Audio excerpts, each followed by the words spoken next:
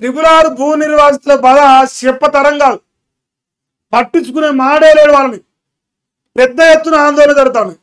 మా రాజగోపాల్ రెడ్డి ఒక్కరోజు చిన్న ఎత్తుల వాడు మరి నాయన మీ అన్నయ్య గారు నాయన ఆల్రెడీ బిమిస్తాను ఎప్పుడైతే జనాలు అనడం మొదలెట్టరు ఆ దివీస్ కంపెనీ వాళ్ళకి మరి అక్కడిక్కడ ఏం ఒప్పందాలు జరిగినాయో ఏమో తెలియదు. కానీ ఇంకా రాజన్న ఆనించి వీకిండు మిగతా వాళ్ళు కొట్లాడతారు. అంటే సొంతం అన్న మీద కొట్లాడలేడు కదా, రేవంత్ రెడ్డి మీద కొట్లాడతాడు.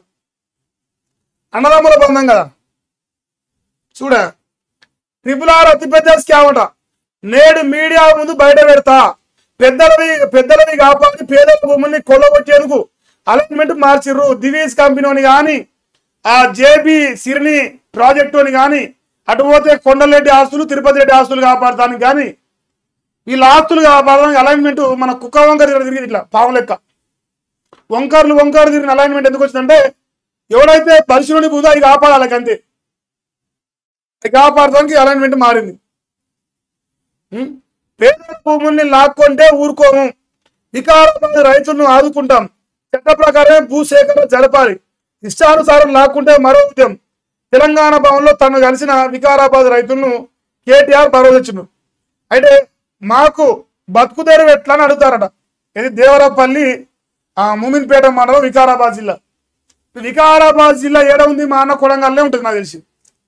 కొడంగల్ ముద్దు బిడ్డ మా అన్న రేవంత్ రెడ్డి కాబట్టి ఇగో వాళ్ళు ఇట్లా వికారాబాద్ వచ్చారు జనాలు. ఇలా బాధలు ఏమన్నా కనిపిస్తానయా? రైతులు పెద్ద ఎత్తున ఆందోళన చేస్తారు. ఏ మాత్రం కూడా రేవంత్ అనకు. ఇంకో అయినా నాగార్జున సాగర్ రహదారిలో అన్నపోయినపల్లి వద్ద పెద్ద ఎత్తున రాస్తారు ఒక ఇస్తాడు. ఓ కొడుక మాడుగుల రంగారెడ్డి జిల్లా మాడుగుల్లోని బాధిత గ్రామాల రైతులు. అటు పోతే మాడుగుల, ఇటు పోతే సౌటుపల, ఇటు పోతే వికారాబాద్. ఈ బెల్ట్ మొత్తం మహబూబ్ నగర్ అదే రకంగా నల్గొండ మొత్తం కాంగ్రెస్ గెలిపించారు కదా. మీరు బరాబర్ గెలిపించలేదా? చాలా మంచిగా గెలిపించారు కాంగ్రెస్.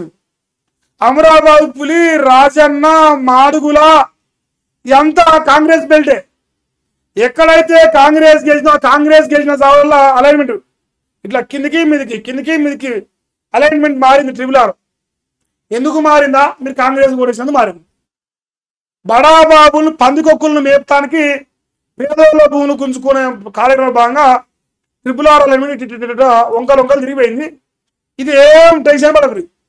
రేవంత్ రెడ్డి పక్కన ఈతారు రేపు తెలంగాణ రాష్ట్ర రైతాంగం రేపు స్థానిక ఎన్నికల్లో అలైన్మెంట్ల విషయంలో వెనకాడికి వేయకపోతే. ఎందుకంటే ఇప్పటికే వ్యతిరేకత పెద్ద ఎత్తున ఉంది. ఇంకా పెంచుకునే ప్రయత్నం జరుగుతుంది. మా చివరకు ప్రజలు అన్ని చూస్తూనే ఉంటారు.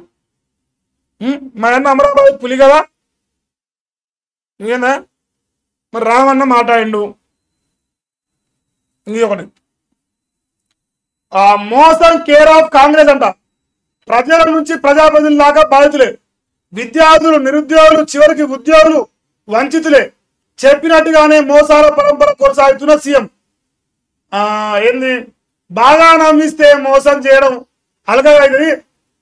నమ్మకం అనేది లేకుంటే మోసం అనేది ఉండదు. నువ్వు ఎప్పుడైతే నమ్ముతావో నమ్మకానికి నీడలా మోసం దాని వెంబడే ఉంటది.